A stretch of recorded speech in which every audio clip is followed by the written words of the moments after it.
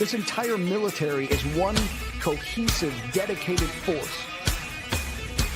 And the threats to our nations, they don't sleep. They're watching our every move.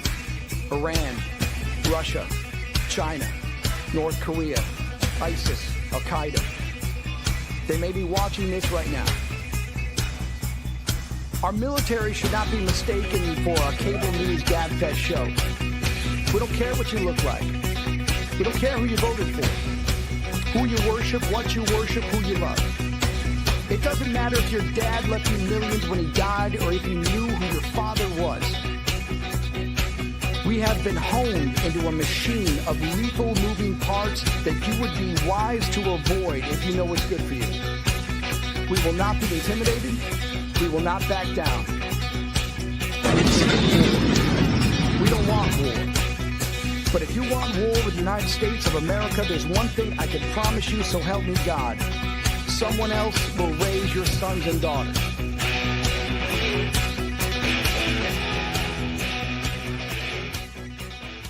Opinions expressed. Military Broadcast Radio, the station that's giving veterans a voice.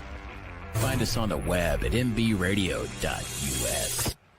Opinions expressed in this program are those of the speakers and do not necessarily reflect the views or positions of any entities they represent. Find us on the web at mbradio.us. Join Terry with Tracer Rounds every Tuesday at 7 p.m. Central to hear interviews with veteran artists, veteran business owners, and businesses that support veterans. Tune in to see if you're on target. Catch us on Roku, Amazon Fire TV, and MB Radio, giving veterans a voice.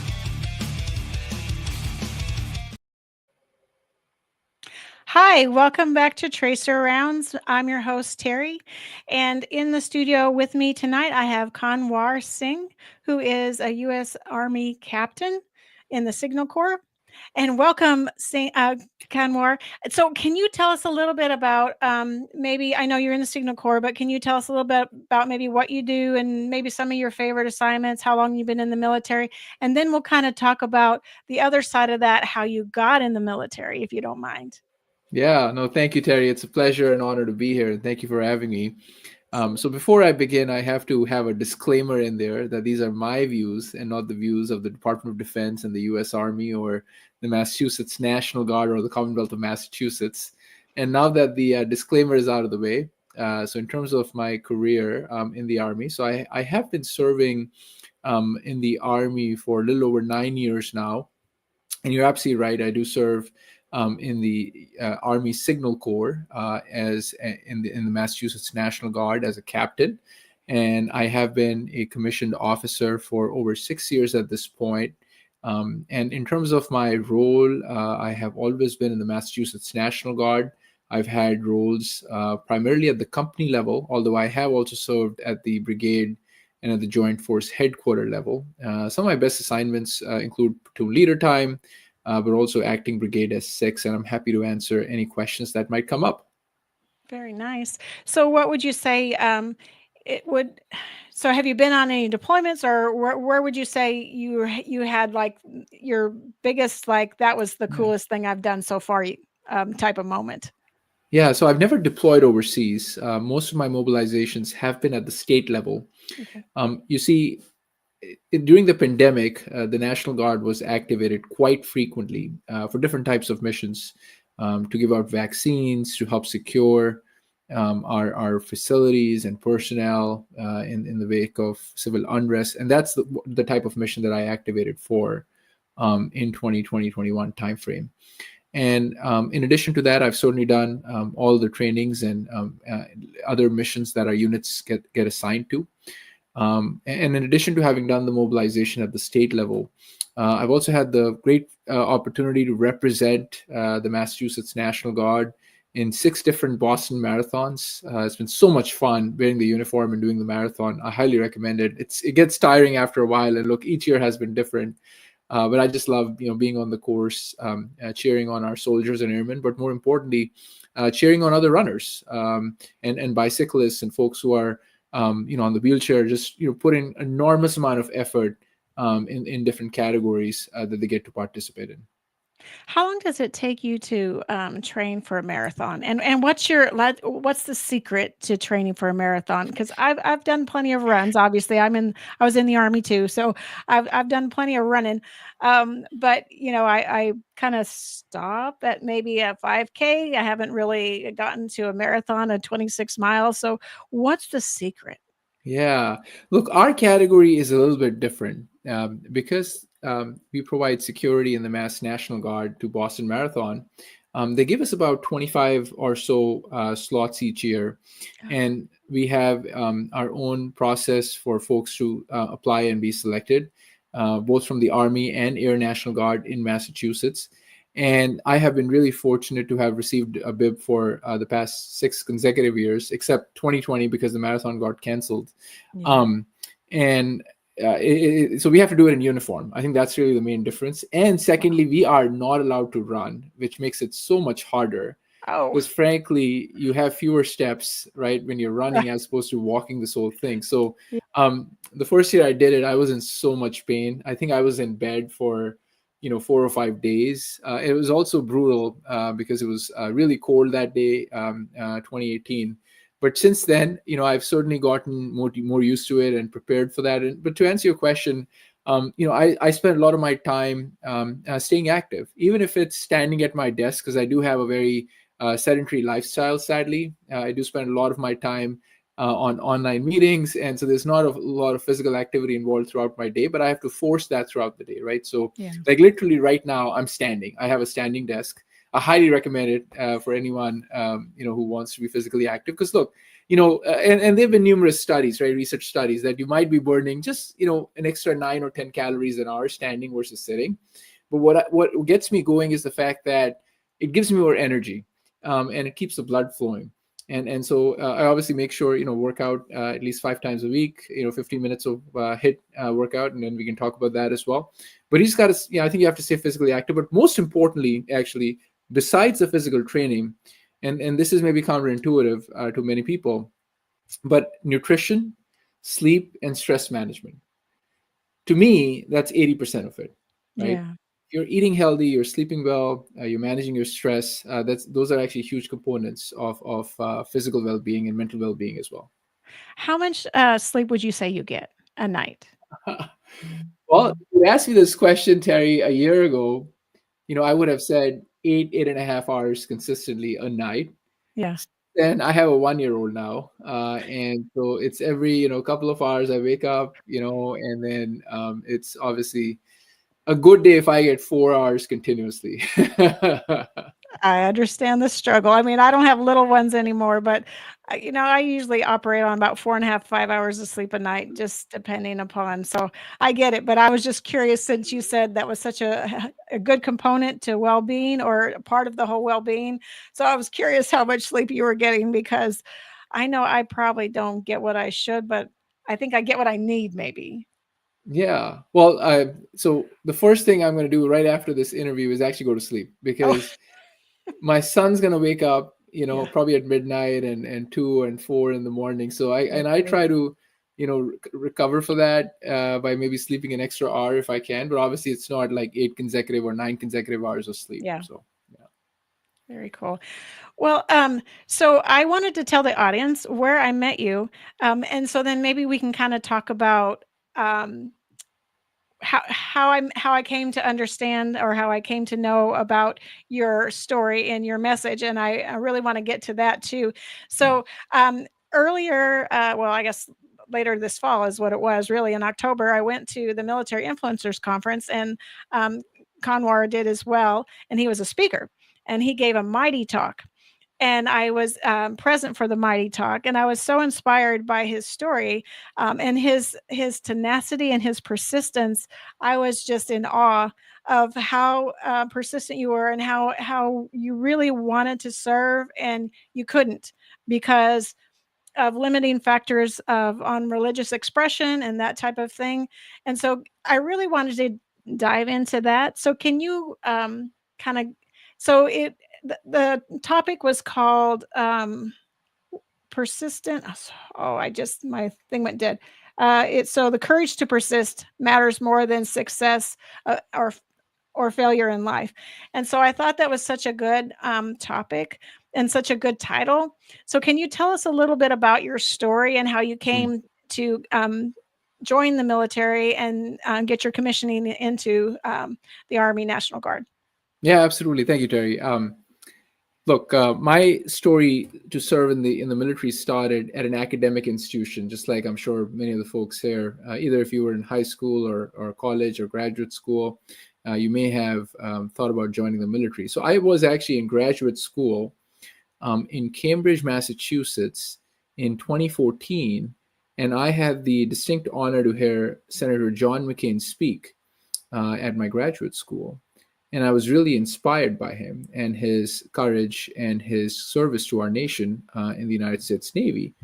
He had obviously served in a very heroic manner. He was also a prisoner of war in Vietnam, and he was offered early release because of his dad's Right. senior role in the Navy. And he turned that down because he wanted to be sure that every single American that was with him was brought home as well. And he didn't want any special advantages just because of the family he was born in or the rank that his dad had.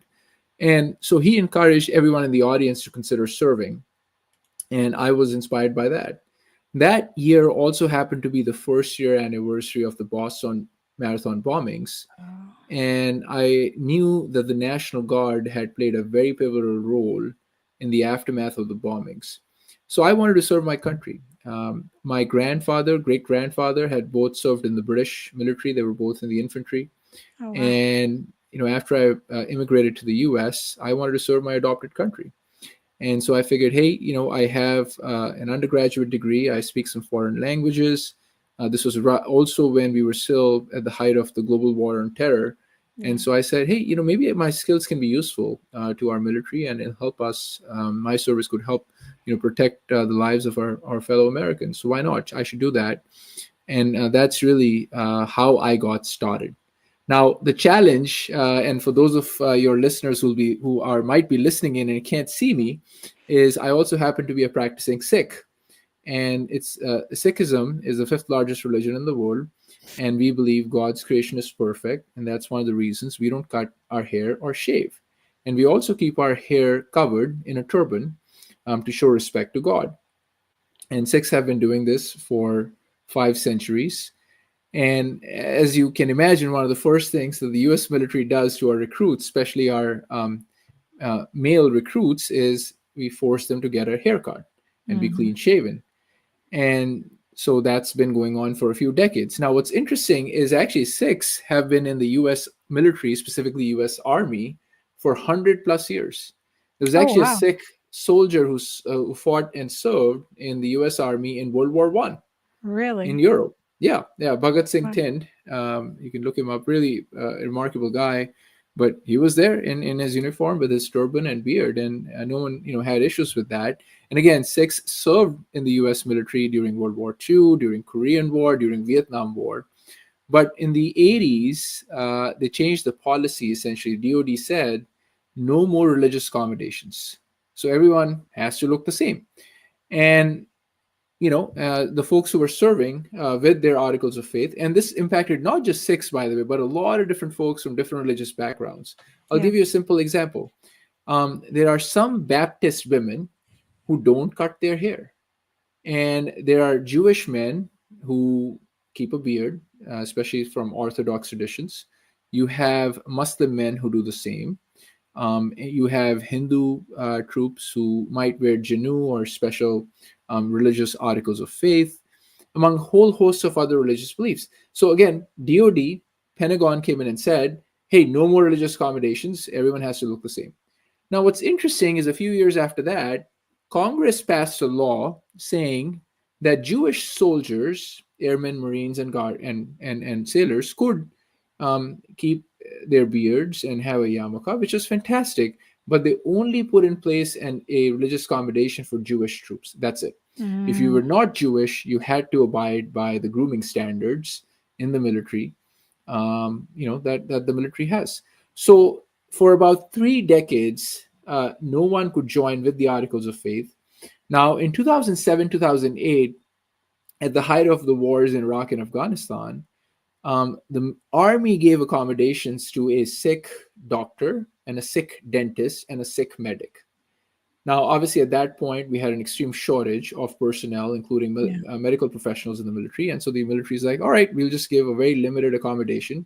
But if you were not a medical professional like I was, there really was no pathway for you to serve. And I'm not trying to boast about it, but I also scored the highest possible score that you could get on the ASVAB, right? So here I was as an American who had just scored, by the way. I was at the Boston Military Entering Processing Facility, MEPS, and I was, by the way, nervous when I was, before I took the test, because there was a lot of, tough questions, and I did a little bit of prep, but not as much as I probably should have. But I take the test, and the person who looked at the scorecard, he didn't even believe, because he had never seen that score before, so he thought it was an error. And I'm like, this can't be that true. So he actually showed it to a supervisor. It was 99 percentile, right? So good grief, wow. Here That's I am. awesome. I didn't believe it either. So I don't know. Maybe there was something, fluke or something, or maybe it was a technical error. Who knows? But my point is, here I was as an American with, undergraduate degree. I certainly passed all the, height and weight requirements that we had. Obviously scored the 99 percentile, which is the highest possible score in ASVAB, which meant I was qualified for every single job that the military had, right? Because they typically use the ASVAB as a cutoff. Hey, you're qualified for these jobs and you're not qualified for these jobs. So I qualified for everything, but simply because of the way I looked and my religious belief, I couldn't join. They didn't know how to enlist me, because the moment I signed the dotted line at that entrance facility, my commander could order me to cut my articles of faith, including my hair and beard, and remove my turban, which, again, as an American, that violates not just the Constitution, but it violates what this country stands for, right? And this is what I talked about in the talk I gave in Atlanta at the Military Influencers Conference, which I was really honored and delighted that they invited me. But, our country, the pilgrims came to this country in search for religious freedoms. Right. They couldn't receive that in Europe. Our nation was founded on the principle that all men and women are equal. Yet, here I was in 2014, 2015 timeframe, not too long ago, literally less than 10 years ago, being told that I could not serve simply because of the way I look. And during that time, I was inspired a lot by the U.S. civil rights movement, right? And I used to live in the South, by the way. So before moving to Massachusetts, I'd spent time in Virginia, including Richmond, Virginia. And, I'm sure most of your listeners and viewers know that used to be the Confederate capital, right? But, there were people who literally fought and died for the right to vote, for the right to have access to housing and equal employment and opportunities that you couldn't get. Jim Crow was the law of the land in many different parts of the country before the 60s, right? And so I was inspired by that, and I said, hey, this is wrong. Why is it that our military and our own Department of Defense is forcing our troops from having to choose whether they can wear the uniform or practice their faith? And I took on that cause. So we're going to take a quick break right there. And then when we come back, we're going to find out the process to get the enlistment done, to get the oath of office done, so he could be commissioned as an officer. So we're going to listen to a new song by Way Jennings, who is a grandson of Waylon Jennings. It's called One Folded.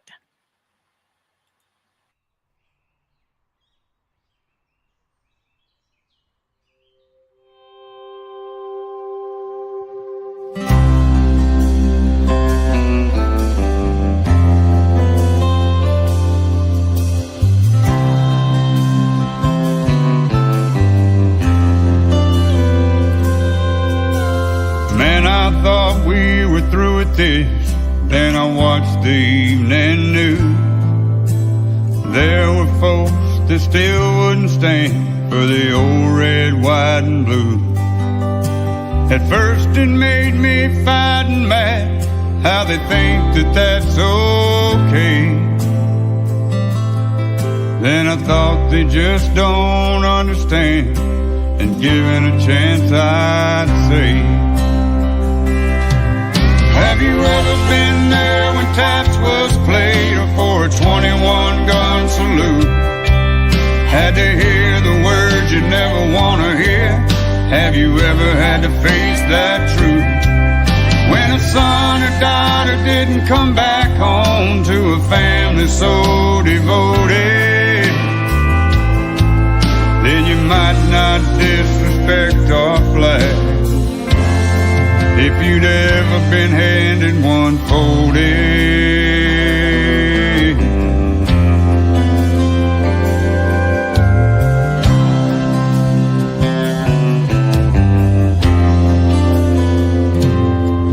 Have you seen a heartbroken mother or a father fall to his knees? Been there when a family got the news that your freedom wasn't free? Have you seen a flag draped coffin? If you did, how did it make you feel to know a soldier died to give you the right to stand or kneel? Most of us are immigrants, proud to call America home. And I'll stand for the red, white, and blue, even if I gotta stand alone. 'Cause I've been there when taps was played for a 21 gun salute. I had to hear the words I didn't want to hear. Yeah, I had to face that truth. When a son and daughter didn't come back home to a family so devoted, you never disrespect our flag. If you'd ever been handed one folded, you never disrespect our flag.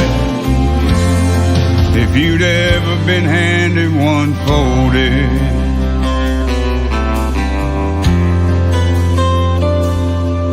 One folded.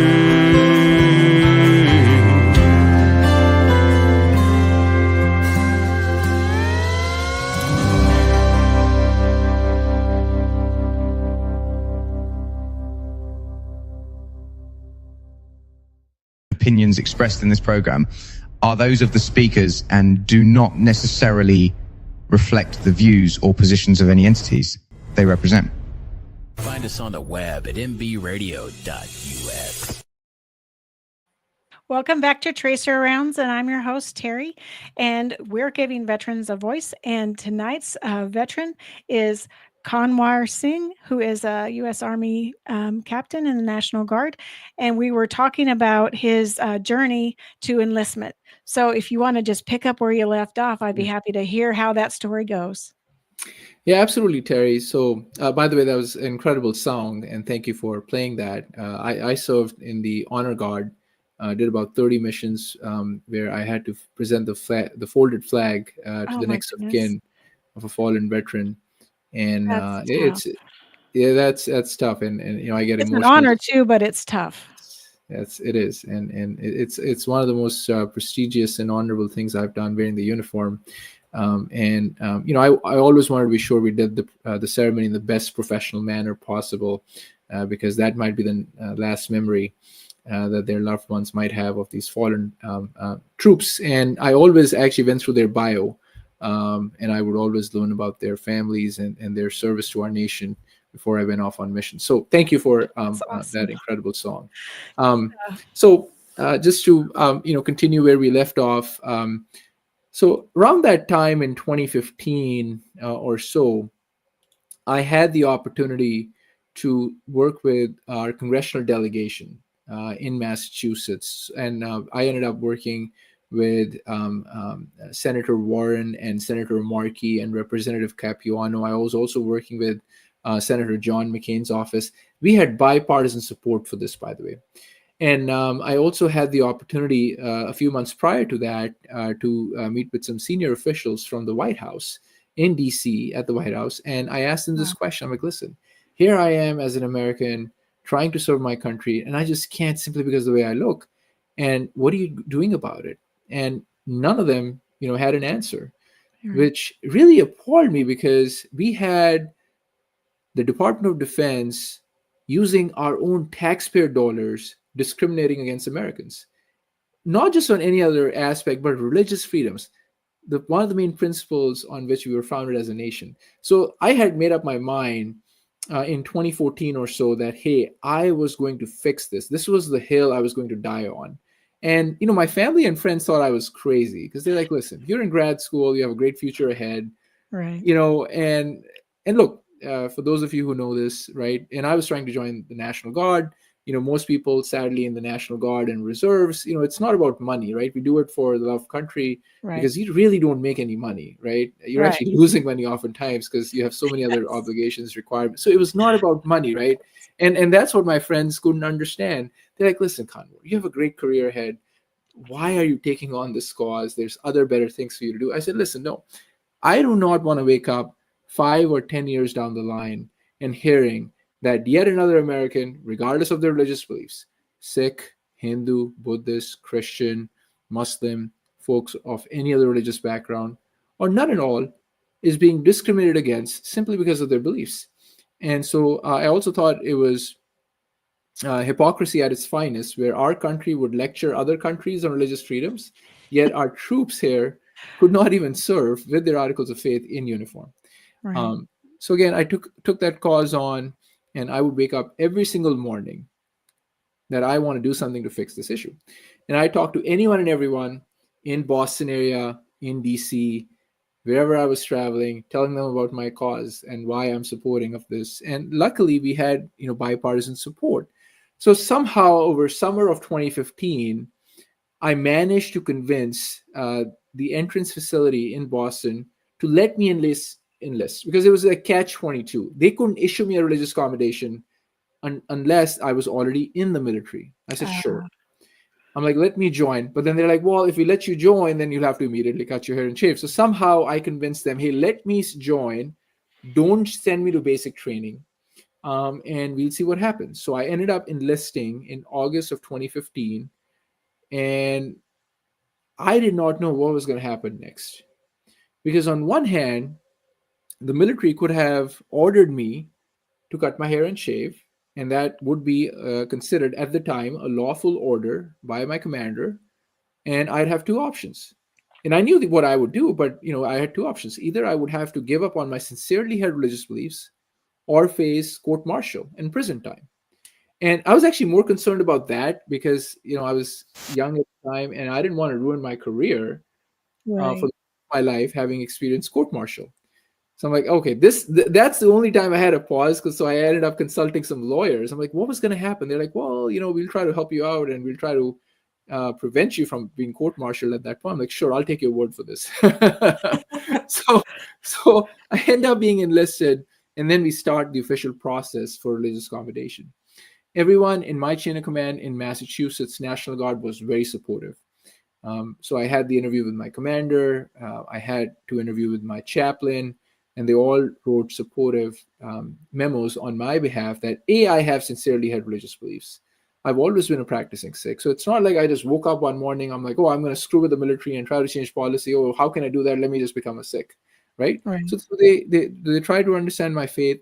And they also ask me, legitimate questions around, hey, would this prevent you from picking up weapons? Would it prevent you from picking up arms in combat? And I said, no, look, So for those of you who don't know this, Sikhs are warriors. One of the greatest last stand in human history was the Battle of Saraguri. And I would encourage all your listeners to check it out. This was fought on September 12th, 1897, in this signaling fort of Saraguri, which is present-day Afghanistan, Pakistan region. And there were 25 Sikh soldiers who were surrounded by 10,000 Afghan tribesmen. And these Afghan tribesmen were bribing the Sikhs to go, and they would just let them off as long as they could just peacefully surrender.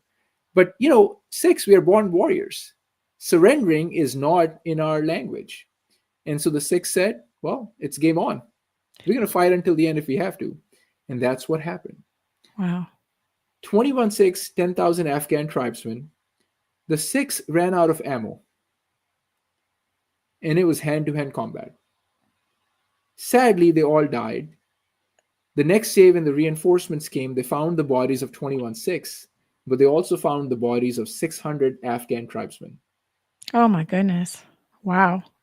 So that was, for every Sikh, they had killed 30 Afghan tribesmen. And you can just imagine what had happened that day. And each of them received the equivalent of the U.S. Medal of Honor. Wow.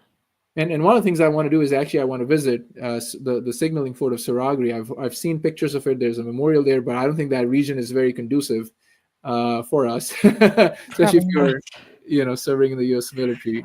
Probably not the safest place on the planet to be, but maybe one day in the future. Right. But these are my ancestors, right? And that I always remembered that. I said, hey, why am I fearing taking on this advocacy campaign when my ancestors refused to accept surrender and defeat, and they fought until the end if they had to? And this was the hill, again, I was going to die on if I had to. So I ended up writing numerous letters, and my case then went to a sitting 3-star general at the Pentagon, essentially the head of HR at the Army. Right. And this person refused to issue me a religious commendation. They just refused. And so now it's December 2015. I learned that Secretary Ash Carter, who was a sitting Secretary of Defense, was going to be again back at my grad school. And I'm like, well, I might have an opening here. Right. I was really nervous because at the time I was a specialist in the United States Army, and a specialist is an E4, and having to directly approach the sitting Secretary of Defense. I mean, that person was layers and layers and layers above me, and I knew I was probably violating some chain of command here. But I'm like, you know what? They're not even sending me to basic training. What's the worst that'll happen? They'll kick me out. It's worth a conversation. So I actually approached him in front of 1,000 people. So it was a live talk that he was giving. And during Q&A, I positioned myself right next to the microphone, and I stood up, and there's actually a video of this online. I'm kind of nervous and I'm shaky, and I'm like, sir, here I am. I can't go to basic training. I'm an American. How can you fix this? And to paraphrase his response, he was very supportive, and he said, listen, I would love to have you serve with your articles of faith, and we should fix this, but nothing happened. Long story short, I ended up getting pulled into a meeting with my commander in April of 2016. Mind you, my case has now been going on for 2 years, right? Wow. And my commander said, hey, Singh, I've been asked to ask you this question directly by the Pentagon. Would you be willing to cut your hair and shave so we can send you to basic training? I was infuriated. I was boiling red, Terry. But I stood there in position of attention, and I said, sir, with all due respect, you wear your uniform, and this is my uniform. My ancestors fought and died so we could practice our faith. And as an American, there's no way I'm quitting on my religious beliefs simply so I could serve in my nation's military. And I saluted him and I walked out. I ended up assembling a legal team by then. And a few days later, they ended up filing a lawsuit on my behalf. I was the lead plaintiff on that case, Singh versus McConville. McConville happened to be the 3-star general who was sitting on my application for religious accommodation request. And long story short, the case never went to trial. The Army had a whole bunch of reasons why they're like, oh, you can't serve for this, which made no sense whatsoever. Gas mask or esprit de corps or unit cohesion, he's going to stand out. None of that made any sense. And it was not backed by facts. So the case never went to trial. The Army backtracked and issued me a religious accommodation, which allowed me to go to basic training and then commission as an officer. And so how long did that take? What was the year span? Was it 2 years or was it longer than that to finally get through all the legal hoops or the administrative protocol that you had to go through? Surprisingly, Terry, because the case never went to trial and the Army knew that they were going to lose this case badly if this case were to go trial, they backtracked within a matter of weeks. Wow. Right. And I think they did the right thing because Congress by then had passed a law, the Religious Freedom Restoration Act in the 90s, that basically said, hey, the government can't just violate sincerely held religious beliefs of any government employee or anyone trying to do business with the government. Supreme Court, by the way, on numerous occasions had ruled again and again that the government cannot violate religious freedoms in the United States, right? So there had been strong case law. And I had the best legal team you could have assembled. And luckily, they were representing me pro bono, and I'm thankful they did, because I was a broke graduate student at the time. Right. There's no way I could have afforded them. So they took on this case, and I was very appreciative of that. So within a few weeks, I had an interim religious accommodation, which then allowed me to go to basic training at Fort Jackson, South Carolina, in That's summer where I of went 2016. Bingo. Well, we're going to play another song right quick, and then we'll come back and we'll wrap up this conversation, and then we'll talk about your business too, because I'm interested in hearing about that, and I'm interested in what you think about the drones that have been flying around, because I know you have a little bit of that kind of thing in your company, so I'm interested to hear your opinion on that as well. So we're going to play Mr. Red, White, and Blue by Coffey Anderson, who is a Texas boy.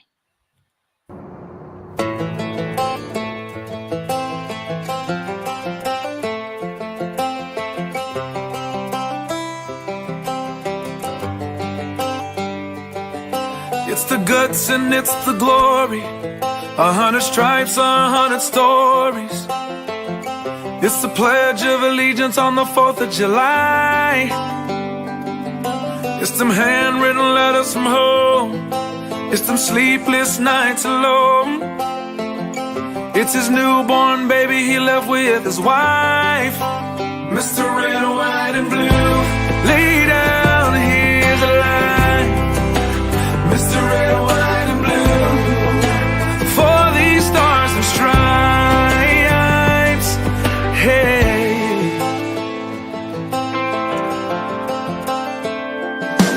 From the fields of Indiana to the swamps of Louisiana, to the golden coast of California, Uncle Sam's the only family he's got. His purple heartbeat won't stop, and his 18th birthday was the day he was born.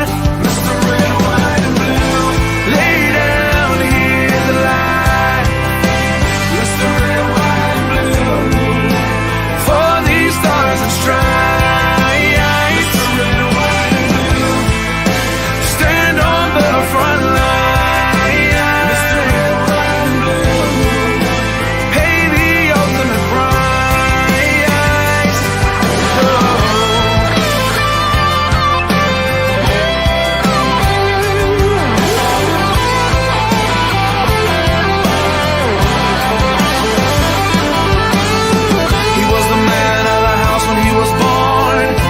Family is proud but torn, but if you knew him you would understand. He was raised on how to be brave, just to see the flag still wave, and then he came home with only one hand. 'Cause Mr. Red, White, and Blue, lay down here the line.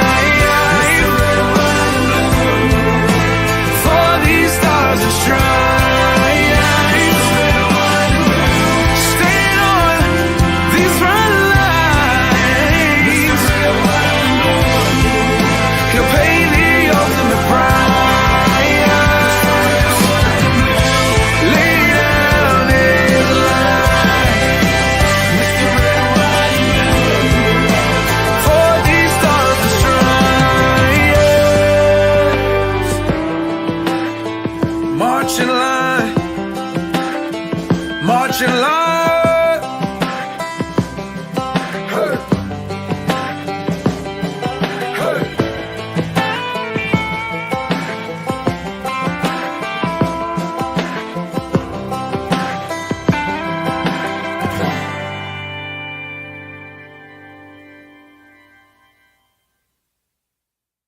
Opinions expressed in this program are those of the speakers and do not necessarily reflect the views or positions of any entities they represent. Find us on the web at mbradio.us. Hi, welcome back to Tracer Rounds. I'm your host, Terry, and you're on MBR, and we're on all the different platforms, on all the social media, Facebook, Twitter, X, Roku, and we are talking with Kanwar Singh, who is a U.S. Army National Guard and he is in the Signal Corps, and he's telling us about his path to commissioning in the U.S. military. And then we're gonna wrap up that conversation, and then we're gonna talk about his business. And then I asked him before he went to break about the drones, because I'm really curious about his perspective on that, because his business has a little something to do with that, if I'm not mistaken. Welcome. Thank you, Terry. Yes, sir. So, to continue the conversation from before we went into the music, so I ended up commissioning a few years after that. I ended up taking a longer program through the Officer Candidate School program in Massachusetts. It was a state level, about 18-month long program. One of the hardest things I've done, by the way, because it's really designed to break you up. I think we started with 35 recruits, officer candidates in the program, and I think 17 of us commissioned. Oh, wow. So it was just a long, long journey. Yeah. And it was very physically and mentally demanding, because our cadre really wanted to ensure that each of us who ended up commissioning were strong and motivated, and we just didn't quit. The cadre tried really hard to get all of us out at some point, and the bell was there. You could ring the bell and all the pain and suffering would stop. You'd get to sleep the entire night. Right. They won't interfere with your food, whatever. So, but I was determined, because I'd had this background. I knew I was going to be the last person to quit, and I kept going. Yeah. And so I ended up commissioning in 2018. And as I mentioned, now I've been officer for the past 6 years. That is so awesome. Like I said, it takes a real fortitude and perseverance on your part, or on somebody that wants to join like you, because at the first or second no, somebody would have, all right, never mind, it's just not for me, that door's closed, I'm just moving on. And here you tried 16 times, and then on the 17th you were successful, and you got the military to change its mind, or the U.S. Government, big DOD, to change their mind about giving permission for religious expression in uniform, which I have to agree with you. I think there isn't any good reason to say no to that, honestly. I understand the whole uniformity thing. I get it. But at the end of the day, is that going to win a battle? Is that going to, are we not going to get along because somebody is wearing different clothes than we are, or has a little bit different, idea about how they want to practice their faith? I don't think so. I don't think that defines us, as far as, that we're not going to be a unit. We're not going to be cohesive just because, you have a different faith than I do, or somebody else has a different faith than you do. So I think I applaud your efforts, first of all, because I think, I don't know if you've heard of him, but Moses Braveheart, he is a Native American that was asked to cut his hair too, in order to join the National Guard. And he asked for a religious exemption, and he got it. And so now he is growing his hair out as part of his cultural heritage, and as part of his expression, for his background. And so I really applaud what you've done, because you've opened the door for others that want the same, that are do the same. You know what I mean? I really, your fortitude just impresses me. So that's why I asked you to come on the show, because it really truthfully speaks to your character, and it speaks to your perseverance, and it speaks to your desire to serve. Well, thank you, Terry. So kind of you. And again, I was just one person, and I had a lot of support at the time, and it was a collective team effort, just like any successful military unit, military operation, or a company or organization. It's all about the collective people who came together for some good, right? That was delivered Right. at the end of the day. And I'm so grateful you shared the story of this Native American soldier. And there's so many people like that. And I love hearing those stories, because I might have played a very, very, very, very, very small role in making DoD aware that their policy was misguided at that time. And I am glad they changed that. So since then, to military's credit, they have now updated the grooming standards and religious accommodation practices for pretty much every branch, with the exception of the U.S. Marine Corps. We are still working on that. The Marines are always last when it comes to these things. I love the Marines, but I think they've been wrong on a lot of these issues over the years. And I think they'll fix it, but they're just taking their time.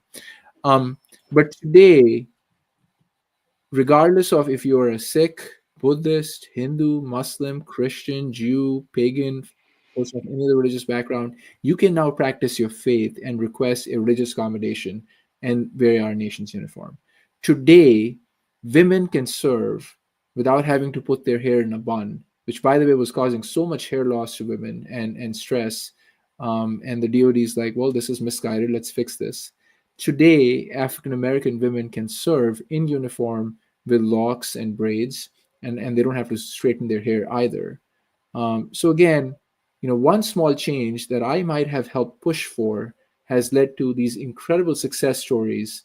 And look, we have an all volunteer force. Yeah. We can't force people to serve. And if we as a nation want to have an all volunteer force, and we want to be able to be mission ready for all the threats that we experience and see around the world, we got to get the best people on our team, on our side. Yes.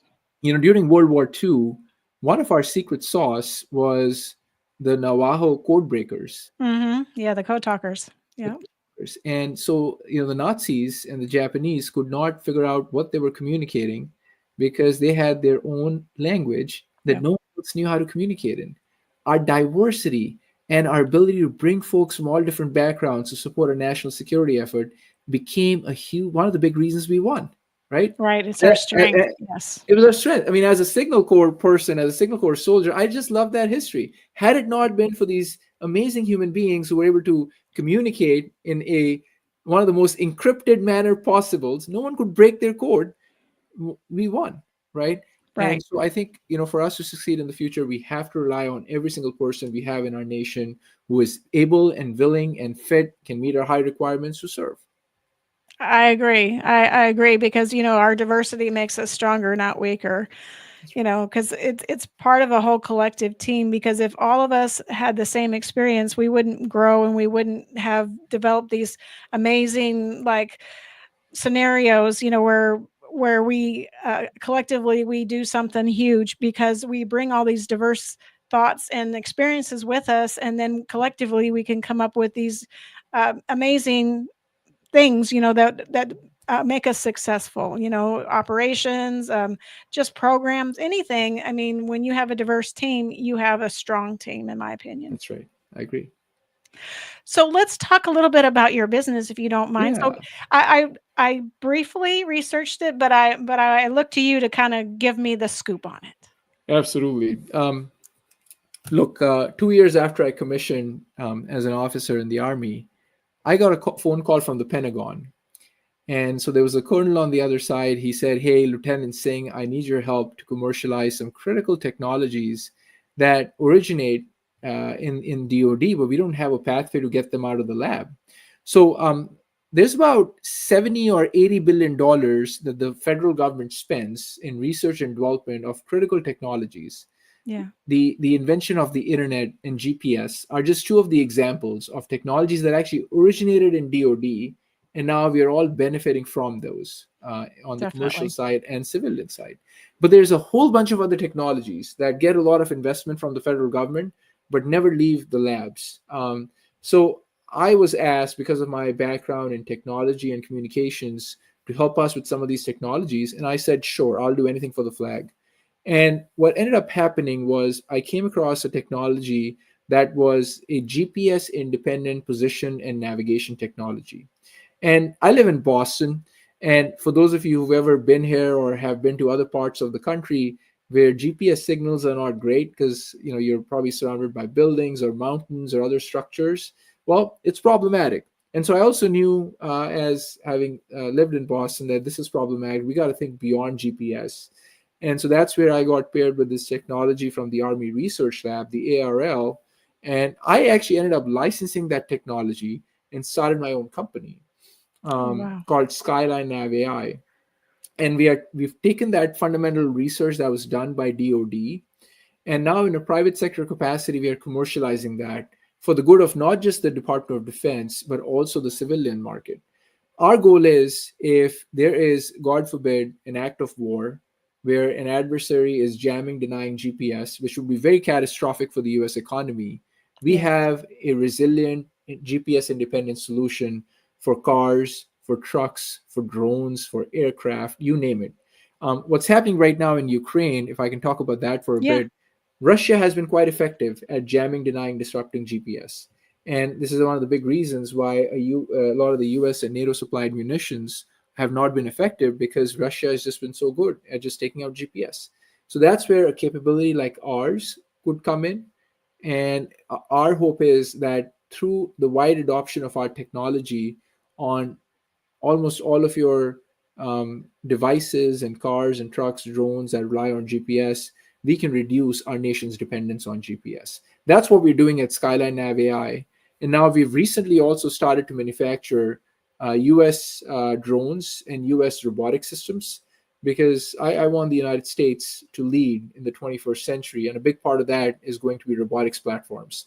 So I have some of the finest engineers in the country who are working really, really hard on this problem. And I just happen to have the easiest job, which is being the CEO of this company. And I get to present that work and find customers and commercialize our technology. So we have a couple of hosts that have put, been talking in the chat a little bit. And so one of ours, she does Into the Weeds, Amber, she says, once I started using GPS, my natural sense of navigation left. Yeah, I think we get a little dependent on our GPS in our cars and on our phones. And we, look to them just like we look to now. We don't memorize numbers anymore. Now they're That's all on right. the phone. We just push a button and there it is. And so if somebody said, well, what's your number, to your mom or something, we'd be like, I don't know. I push a button. I'm not sure.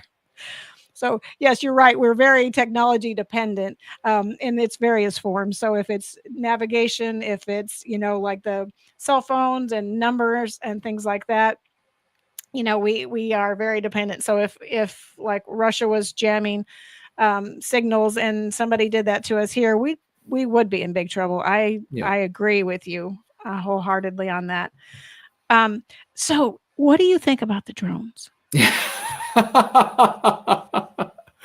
Oh boy. So Terry, first off, I appreciate the question on the drones. I've been getting that question a lot. So have you? Yes. They're like, tell us, you must know. Yeah. Well, people sort of assume, especially the ones who are not in the military, that because I'm a soldier, I probably have some state secrets. Look, first off, even if I had state secrets on this topic, I would not be able to talk about it. Right, of course.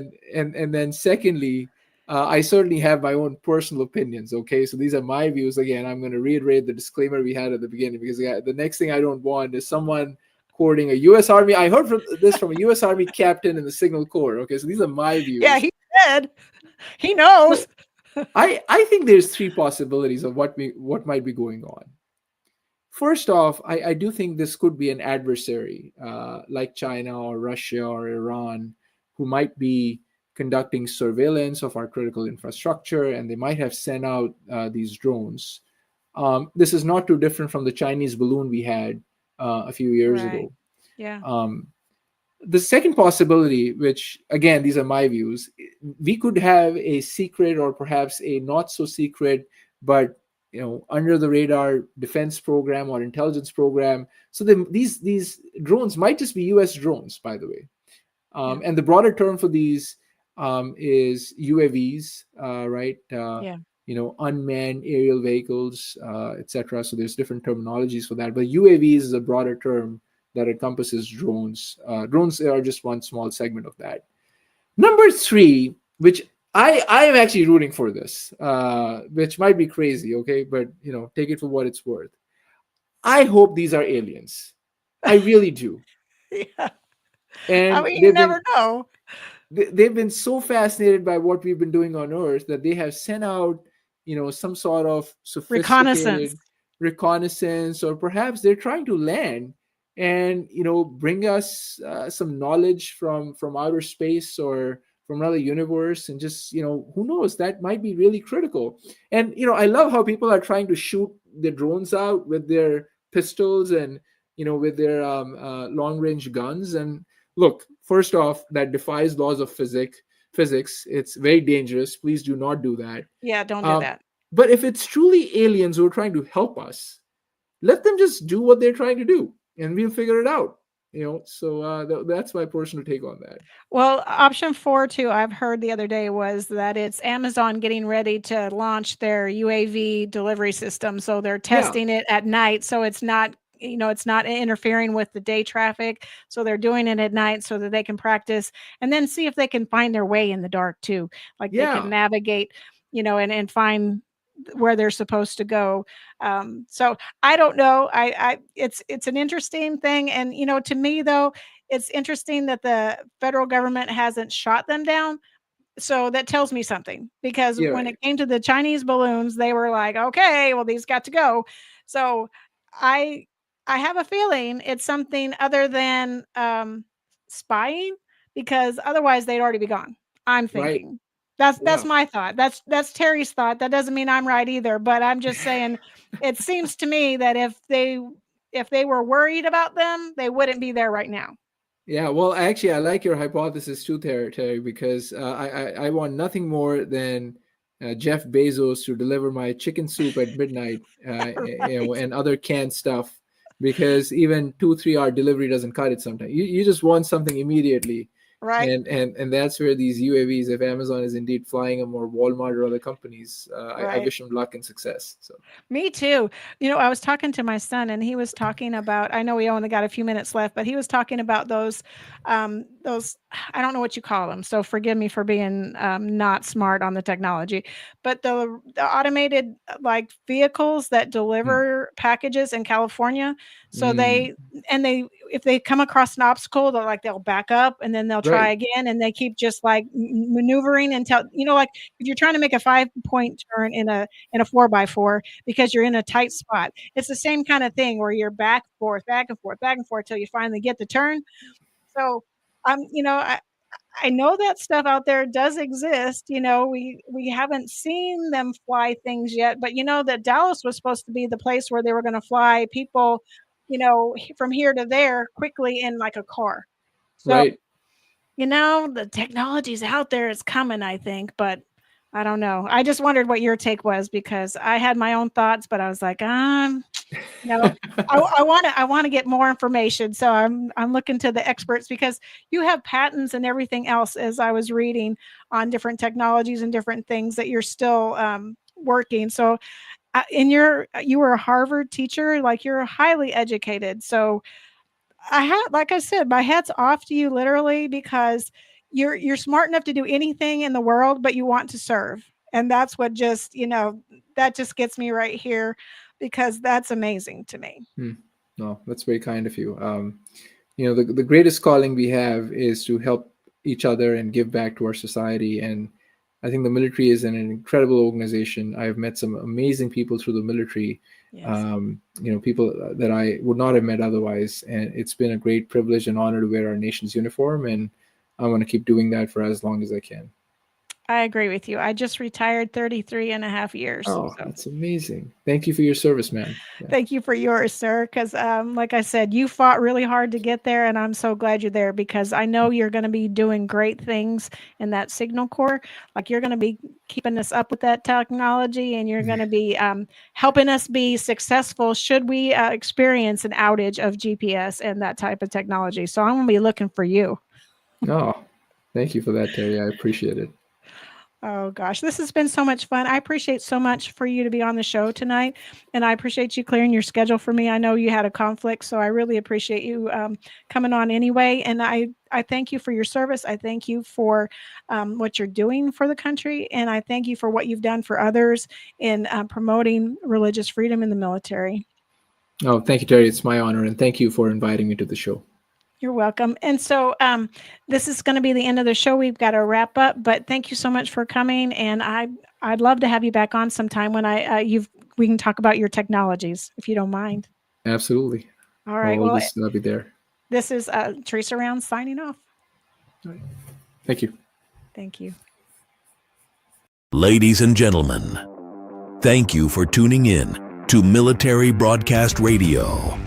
As we wrap up today's show, we want to remind you that the podcast of today's episode will be available right after we go off the air. So if you missed any part of the show or want to listen again, be sure to check it out. And remember, we're here to support and honor our veterans. Your stories and experiences matter, and we are committed to giving you a platform to share them. That's right. We're here to give our veterans a voice. So don't forget to catch the podcast and stay connected with us. Giving our veterans a voice.